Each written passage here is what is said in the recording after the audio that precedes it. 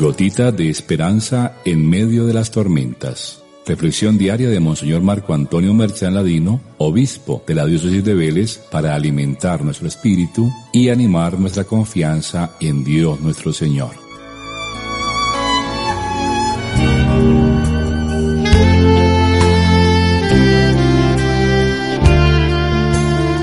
Reciban un saludo muy especial en este día, fiesta hoy de Santo Tomás de Aquino.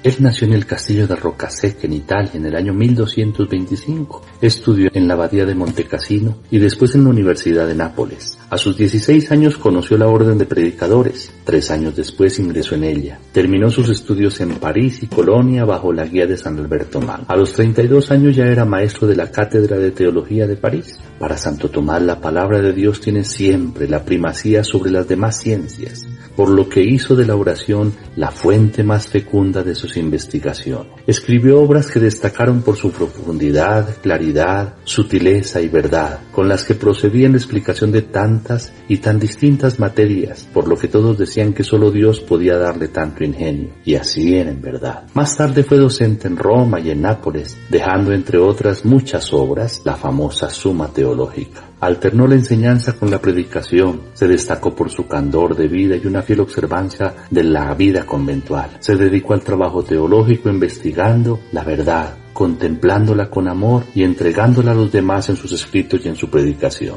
Santo Tomás murió el 7 de marzo de 1274. Fue canonizado en 1323 por Juan XXII. San Pío V lo declaró doctor de la Iglesia y León XIII lo proclamó patrono de todas las universidades y escuelas católicas. Hoy el Señor en su palabra nos presenta 2 parábolas, tomadas del mundo del campo y la agricultura. Con ellas nos ilustra acerca del crecimiento del reino de Dios en el mundo, que lo compara con una semilla que una vez que ha sido sembrada en la tierra, necesita un largo periodo de maduración, que se realiza en medio del silencio y de la paciencia, sin que el agricultor tenga que preocuparse de la semilla, pues él simplemente vuelve a sus ocupaciones, mientras que la semilla, de manera espontánea y por su propia fuerza, poco a poco se transforma en planta, luego en espiga y finalmente en fruto. El Mesías aquí se describe a sí mismo. Él es la semilla que ha debido actuar y dar fruto abundante de manera inmediata, y en cambio sucede que su vida es aparentemente un fracaso.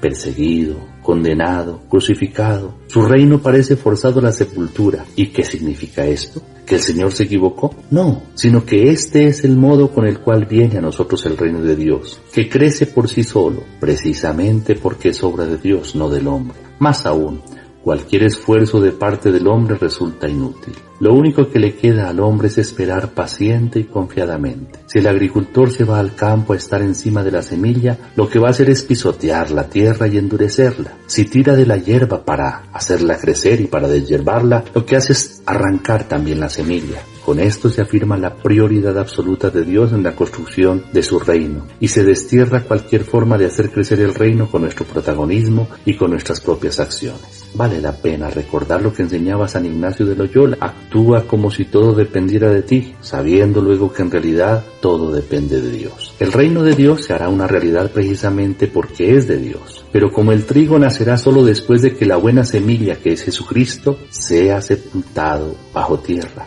de la misma manera en cada uno de nosotros, el reino se hará presente solo después de haber abrazado la cruz y habernos sumergido en la muerte de Cristo, morir con él al pecado para resucitar a una nueva vida. La segunda parábola del grano de mostaza contrasta la pequeñez del granito con el tamaño del árbol que se produce. El reino de Dios se compara con el árbol final en el que se reúnen y encuentran abrigo las aves, símbolo del reinado del Mesías que congregará a todos los seres humanos en un pueblo único. Nuevamente es una lectura de la vida y la actividad de nuestro Salvador, que es condenado por los grandes y poderosos, y quienes lo siguen son un grupo exiguo y sin importancia. Sin embargo, este pequeño comienzo es el germen de su reino. El reino, como vemos, es una realidad inmensa y misteriosa. Será el grande árbol final que se extiende lentamente hasta abarcar a todos los pueblos, y debajo del cual se congregarán todos los hombres. En este sentido, la Iglesia de hoy no es todavía el árbol final, sino que es la semilla pobre y pequeña de mostaza sembrada en el mundo, y cada uno de nosotros estamos también invitados a convertirnos en semilla,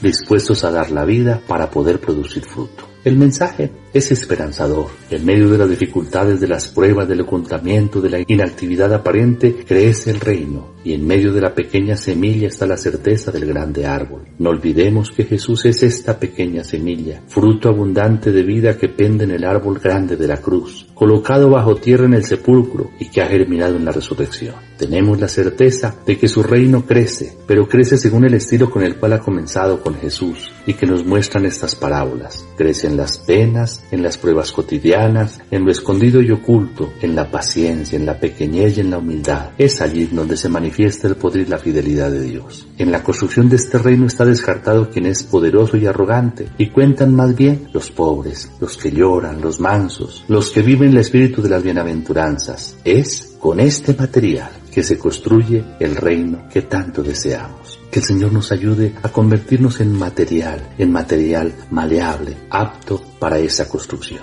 El Señor esté con ustedes. La bendición de Dios Todopoderoso, Padre, Hijo y Espíritu Santo, descienda sobre ustedes y los acompañe siempre. Amén.